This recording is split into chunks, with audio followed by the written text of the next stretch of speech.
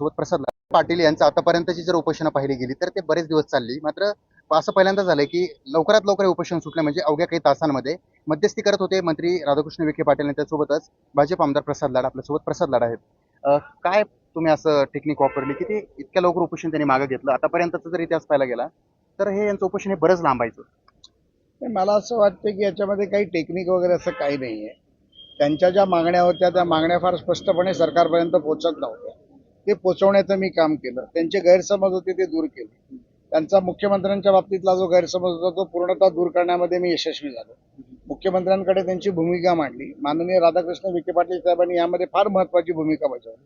एकनाथ शिंदे साहेबांनी देखील यामध्ये सातत्याने मार्गदर्शन करून हा मार्ग कसा सुटेल यासाठी प्रयत्न केला आणि त्यामुळे यश आलं. मला वाटतं यश आलं ते चांगलंच झालं. समाजासाठी, राज्याच्या हितासाठी चांगलं झालं. त्यामुळे मी मनोज जरांगे पाटलांचं देखील मनापासून आभार मानलं. त्यांनी उपोषण सोडल्याबद्दल त्याचं अभिनंदन केलं. त्यांच्या मागण्या ज्या होत्या त्या मागण्या मार्गी लागतील यासाठी देखील अभिनंदन केलं. मला वाटतं की आपण जर समाजाच्या हितासाठी प्रामाणिकपणे काम केलं तर त्याला यश नक्की मिळत आहे. बरं, सरकारला जे काही धारेवर धरलं गेलं किंवा सरकारवर जे काही संकट निर्माण झालं होतं, सरकारचं संकट मोचक म्हणून तुम्ही आलात, यश मिळतंय?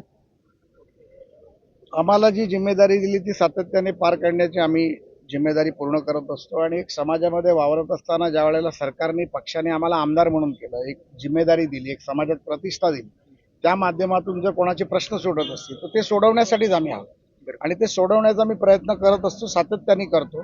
समाजकारण असेल, राजकारण असेल, आंदोलनं असतील, यामध्ये सातत्याने भूमिका घेऊ. आपण समाजाला न्याय देऊ शकतो का? आंदोलकांचे प्रश्न सरकारपर्यंत पोहोचवू शकतो का? ही भूमिका जर प्रत्येकाने ठेवली आणि त्याच्यामध्ये सुस्पष्टता ठेवली तर निश्चितमध्ये त्याच्यामध्ये प्रत्येकाला यश मिळेल. मनोज जरांगे पाटील यांनी बऱ्याचदा स्टेटमेंट करताना असं देखील बोलून दाखवलंय की फडणवीस कुठेतरी दुर्लक्ष करतात. म्हणजे अशा प्रकारे फडणवीस जे आहेत ते कुठेतरी त्यांना विलन करण्याचा प्रयत्न करण्यात आला होता. तर काय सांगा? तो दूर झाला. मनोज जरांगे पाटलांनी स्वतःहून एकदा नाही, दोनदा नाही, तीनदा नाही, पाचदा सांगितलं की देवेंद्र फडणवीसांचं योगदान मी अमान्य करत नाही, त्यांचं मी अभिनंदन करतो. हे मी म्हणतो ना की हे जे कम्युनिकेशन गॅप होतं, एक जो सेतू बनण्याचं काम होतं ते करण्याचं काम मी केलं आणि मला त्याचा आनंद आहे आणि अभिमान पण आहे की एक असा विषय जो दोघांच्या मनामध्ये कोणाला तरी वाटत होतं की हा माझ्याबद्दल बोलतो की एक व्यक्ती एखाद्या व्यक्तीबद्दल बोलतो जो राज्यासाठी, सतत हितासाठी काम करतो आणि मग कोणालाही वाईट नाही, स्वाभाविक असतं. ते आता याच्या पुढे होणार नाही याची मला खात्री. बरं, आता तुम्ही जेव्हा भेटण्यासाठी आलेला होता तर मग काही सोशल मीडियावर मेसेज म्हणा किंवा काही ओबीसी नेते आहेत किंवा काही ओबीसी नागरिक थोडी त्यांच्यामध्ये नाराजी आहे आणि त्यांना असं वाटतं की आम्हाला कुठे त्याचं नुकसान होऊ शकतं, तर तो संभ्रम कसा दूर कराल? नाही, मला वाटतं की नाराजगी होण्याचं कारण नाहीये. ते पण त्यांच्या समाजासाठी लढतायत आणि मी पण समाजासाठी आलो होतो. मी त्यांच्या बरोबर पण आहे. एक लोकप्रतिनिधी म्हणून मी ओबीसी समाजाचा देखील मुलगा आहे.